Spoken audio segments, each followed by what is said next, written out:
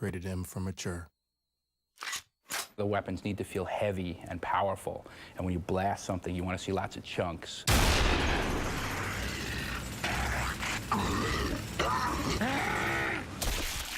The way that the player interacts in Gears of War is by shooting the world. That's essentially his virtual hand. And what he does is he essentially reaches out and touches the environment. He's touching his enemies to eventually defeat them by unloading bullets into them. The gun is the only thing keeping you alive in the game, and so you're constantly sort of looking for the next good weapon, the next weapon you can find, the next piece of ammo, and it's sort of that search. It sort of gives you that bond of that this is what I need to survive. The weapons in Gears generally tend to shy away from some of the kind of laser beamy weapons you see in a lot of sci-fi environments. It was really more about something that looks like a gun, feels like a gun. It's really why we sort of went with sort of this kind of Vietnam-esque type of weaponry, that everything is a ballistics weapon, everything feels real. There's not energy weapons, not laser weapons. So your arsenal has expanded in Gears 2, and we have these heavy weapons. The first one's called the Mulcher. It's a heavy Gatling gun.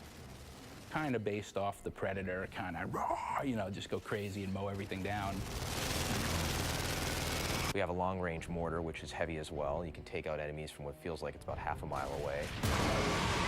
Again, you have to plant it and you have to crank it to get to whatever trajectory you're going to shoot. We have the Scorcher, which is our take on a flamethrower. If you reload the gun perfectly, the shot goes further and it burns your enemies to a crisp, and there's much screaming and rejoicing when that happens.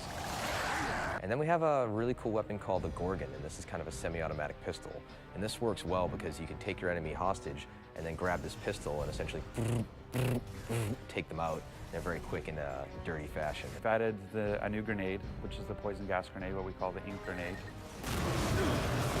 The poison grenade is this crazy little, I don't know, grub or something, and it's filled with this poison gas, and they have it in a little cage on the end of the chain, and they'll fling it out, and it'll hit the ground, explode, and it'll emit all this crazy ink or poison gas. My favorite weapon in the game has to be the torque bow.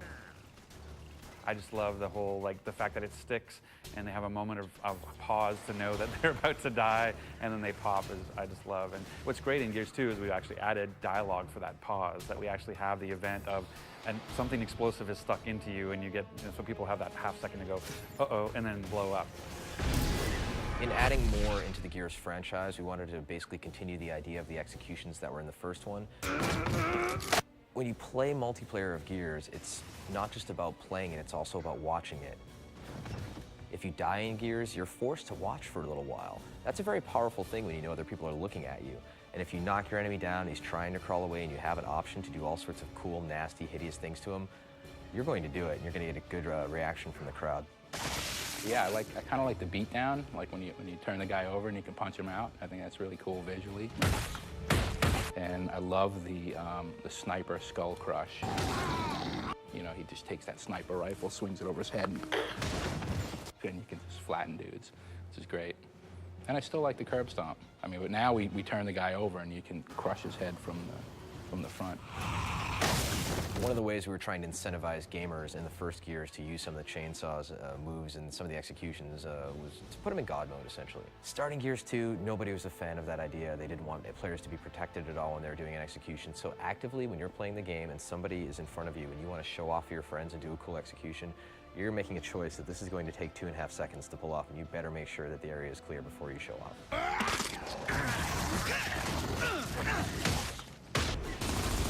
In Gears 1, when two players would come at each other with chainsaws, it was pretty much a random outcome as far as who would win. And in Gears 2, we actually wanted to make it A, very cinematic, and B, have an actual game mechanic that was implemented. The bottom line is when two characters in Gears engage in a chainsaw duel, it lasts basically 2 seconds tops. Sparks are flying, you know, they grunt, and then it's over. And we're like, you know, all we basically have time for is just a quick button mash. So let's see, you know, how many times a person could hit B, and then whoever wins, wins. One word, blood. It's a bigger game. It's just bigger scope, larger creatures, more epic scale, etc. And we want to make sure that the player still feels like what he's doing in this universe matters. Nothing says I'm doing damage more than just seeing a blood effect come off of him. And so we've been doing that. Even our bigger creatures, we actually added gore skeletons so that when you can shoot them, you can actually have things fall off of them. I mean, you can just blow guys up to smithereens now. You will see entire chunks coming out of them. The pieces fall around and they're floppy and they're not, you know, they don't just sit there and hang out, right, and then fade away. They flop around and leave blood splats everywhere. We use the term intimate violence to describe Gears of War. Even though we've sort of grown the scope of the combat and sort of bigger weapons as well, we still have these sort of intimate moments with the combat. It's like that old sort of cowboys and Indians feeling in the woods. You know, it feels really personal and really intimate. Running away won't help! I'll just shoot you in your asses!